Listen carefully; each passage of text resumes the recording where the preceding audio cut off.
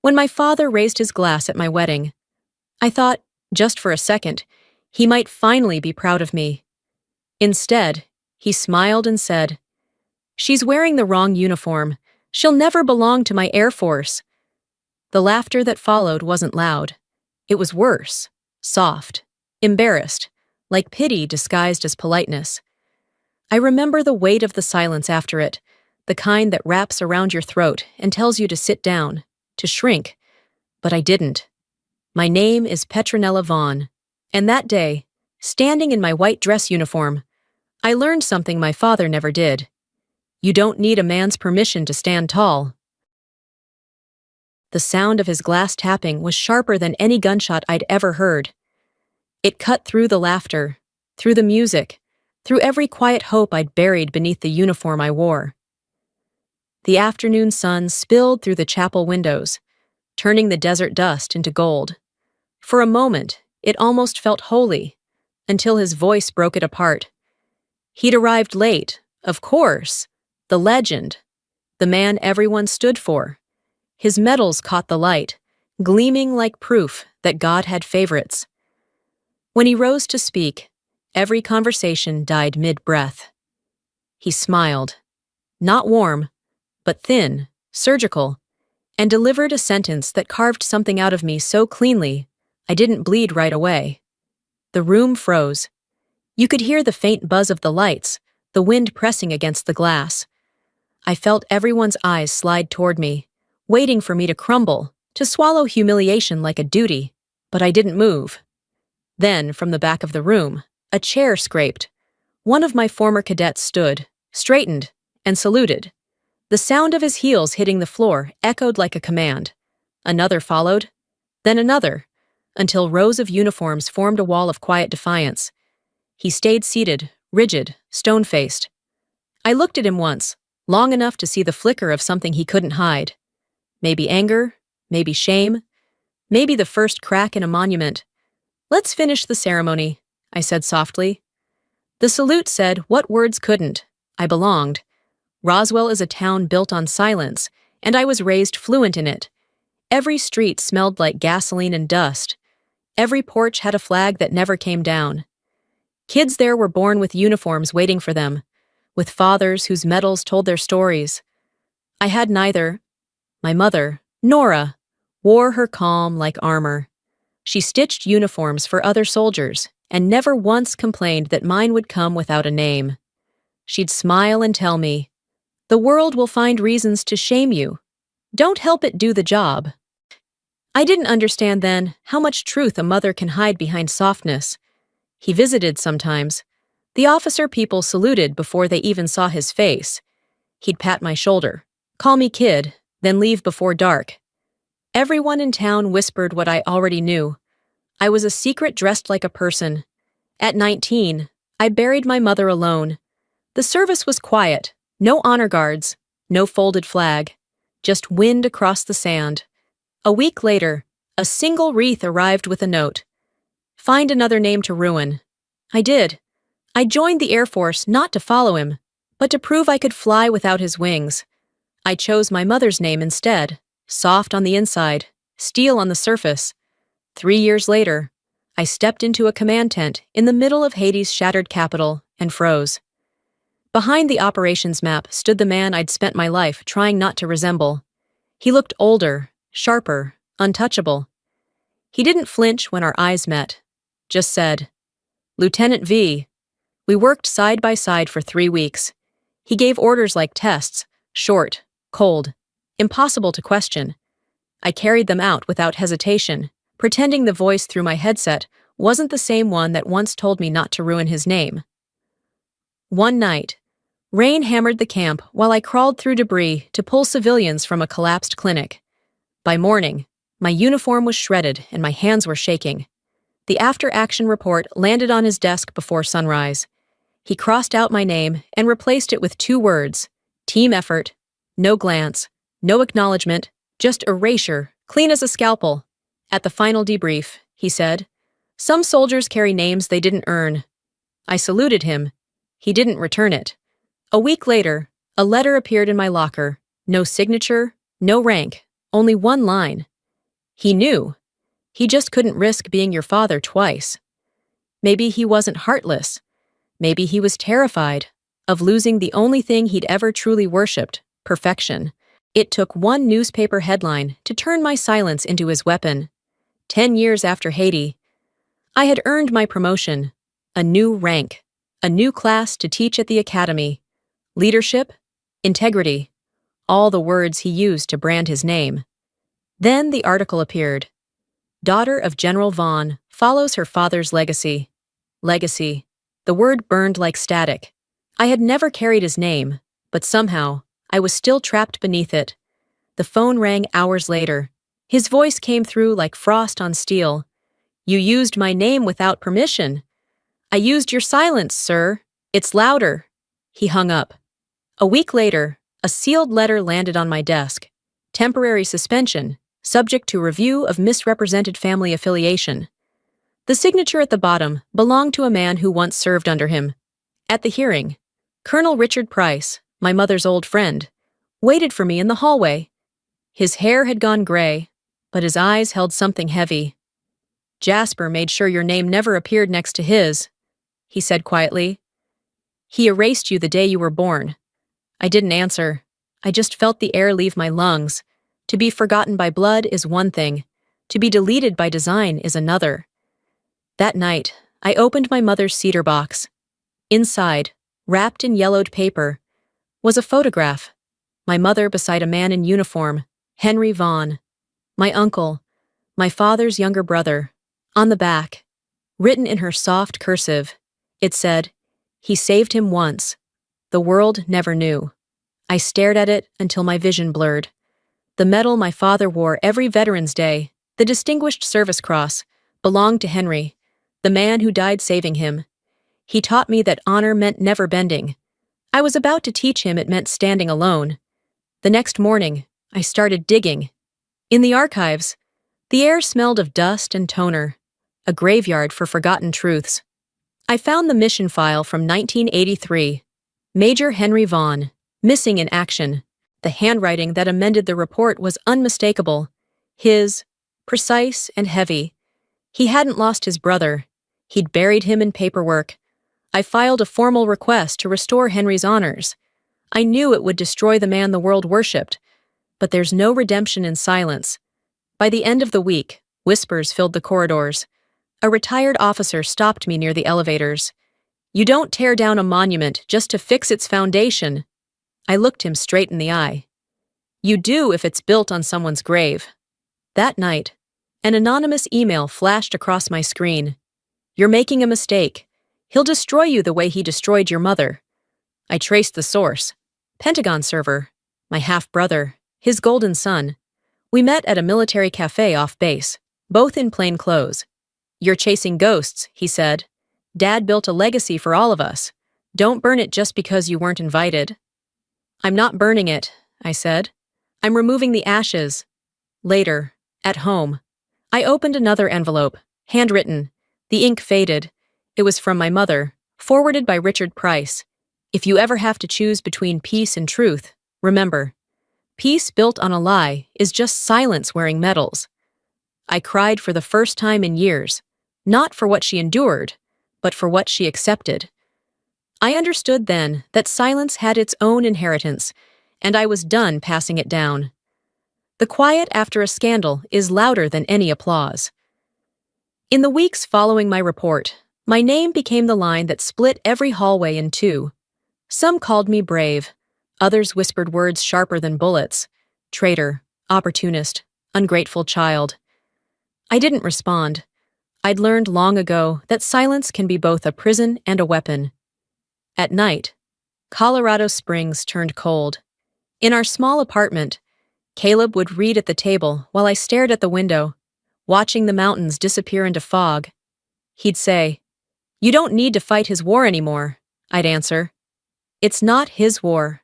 It's the one he left unfinished." Our wedding was weeks away. I couldn't tell if I was marrying out of love or to prove I could build something that didn't carry his name. Then one afternoon, a brown envelope arrived, stamped from Veteran Affairs, Santa Fe. Inside, One sentence, written in a shaky hand. "You're still not one of us. Signed, Jasper Vaughn." I laughed, dry, soundless. Caleb saw the letter and asked, "Are you going to reply?" "No need," I said. "Silence runs in the family." Later, I noticed the ink smudges where the hand had trembled. Left-handed. He'd had a stroke. Even when he hated me, I was still in his mind. Days later, our lawyer called. My father had transferred everything, medals, accounts, property, to his legitimate son, and officially listed me as an estranged relative. The inheritance of his silence was complete. I should have felt anger. Instead, I felt light. You can't lose what was never yours. I mailed the wedding invitation to the veteran's home anyway. I didn't expect him to come. It wasn't an olive branch. It was a seat he could fill, or leave empty, but one that said, "You're still welcome in the room you tried to erase me from." Even rejection, when written in trembling ink, feels almost like love. The chapel sat at the edge of the New Mexico desert, white walls glowing under the afternoon sun, flags fluttering in a wind that smelled like dust and memory. Guests filled the pews, half civilians, half uniforms. Two worlds that had never shared the same roof before. I wore white, not lace, not silk, but my service uniform. Caleb smiled, brushing my sleeve. "You look like peace itself. More like a ceasefire," I said. When the doors opened and the murmur fell, I saw him, arriving late again, my father, in a dark suit heavy with medals, leaning on a cane, guided by a nurse. He sat in the front row, posture perfect, expression unreadable. The ceremony moved like air before a storm, quiet, taut, too still. Then came the toasts. He rose. The medals on his chest caught the light, and with a faint smile he said, "She's wearing the wrong uniform. She'll never belong to my Air Force." The room froze. Even the wind outside seemed to stop. I felt Caleb shift beside me. I placed a hand on his arm, a quiet command to stay. From the far right, a chair scraped. Sergeant Kim, one of my cadets, the first black woman to graduate top of her class, stood and saluted. The sound of her heels striking the floor cracked the silence. Then Captain Sloan rose behind her. Then another, and another. Within seconds, the hall was a sea of uniforms, a forest of raised hands, silver pins gleaming beneath the desert light. He didn't move. He sat there, stone still, as if the salute itself were treason. I looked at him, my voice barely above a breath. "Your army's still here, Dad. You just stood on the wrong side of it." Somewhere in the back, I saw a camera's red light blinking. Ellen Rodriguez, the war correspondent, capturing every second. That night, her video would go viral. The image of a man seated in silence while the entire Air Force stood to honor the daughter he disowned. They'd call it the salute heard across the Air Force. Hours later, after the last guests had gone, my phone buzzed, a message from Santa Fe, VA. General Vaughn admitted, second stroke, critical. I stared at the screen until it blurred. Caleb's hand found mine. "He hurt you again, and yet you still care."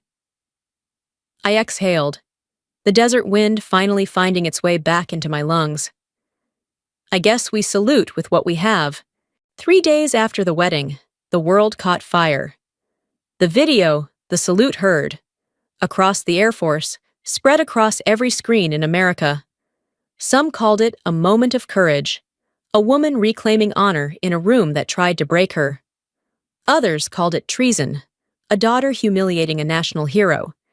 The noise was deafening, but I didn't add my voice to it. Then came the investigation.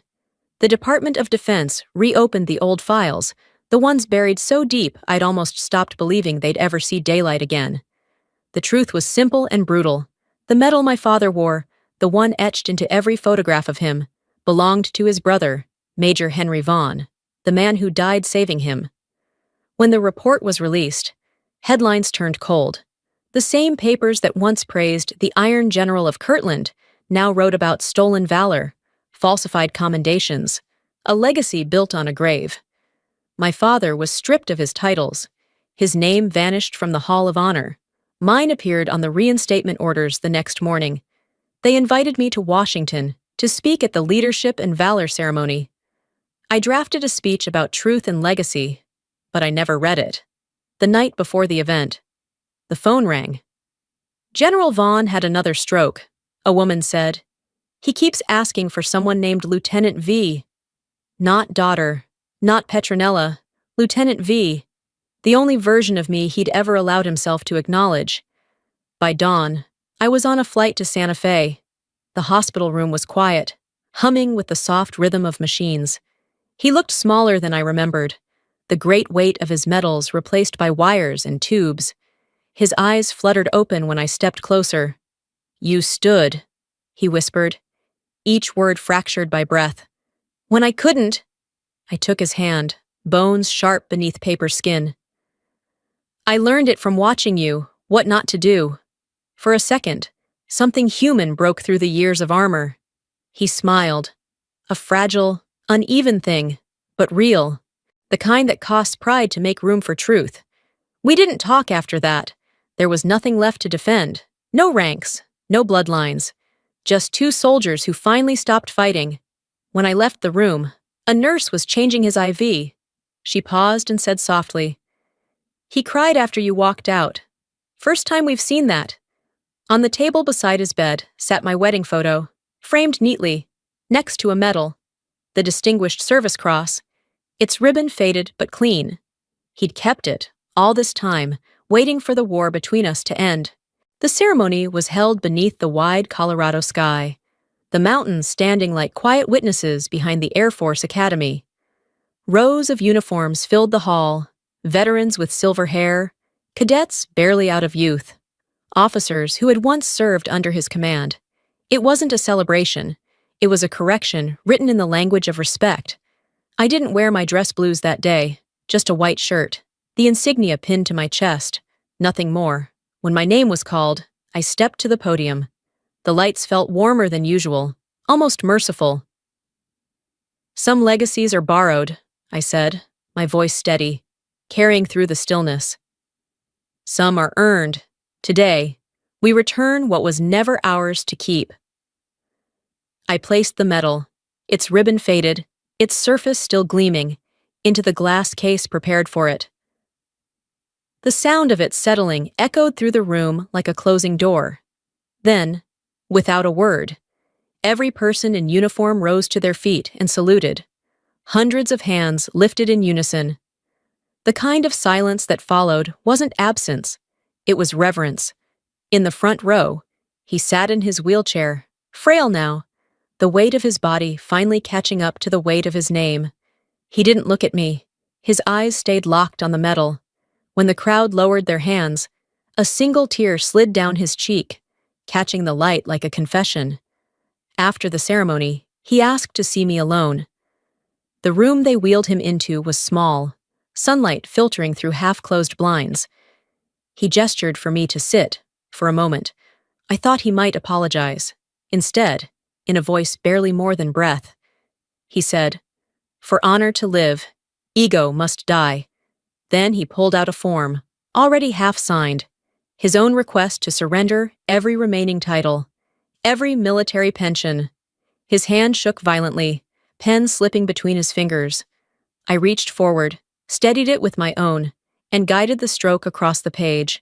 The signature wavered, uneven and human, but the seal beneath it stamped red and absolute. When I stood to leave, his voice followed, thin but sure. "Tell them I died standing tall." I turned back, managed a small smile. "You already did, a year later." I walked back through the glass doors of the academy, the air sharp and clean before morning formation. The cadets still marched in perfect lines, but now their salutes came toward me. I'd become head instructor for leadership and integrity, words that once felt like a battlefield, now just lessons to pass on. 2 cups of coffee always sat on my desk. One was Colonel Black, strong, bitter, no sugar. The other, 2 sugars. A cadet finally asked, half smiling, "Ma'am, Why 2 cups? Because leadership isn't about one flavor, I said. It's knowing what bitterness costs. When the lecture ended, silence lingered, the kind that means they've heard something they'll remember. I looked at them, bright faces, untested hearts, and said, "You salute with what you have. Sometimes, all you have is forgiveness." That evening, sunlight poured through the window, striking the framed wedding photo where rows of uniforms still stood mid-salute. On the table sat an envelope, edges yellowed, stamped from the VA hospital.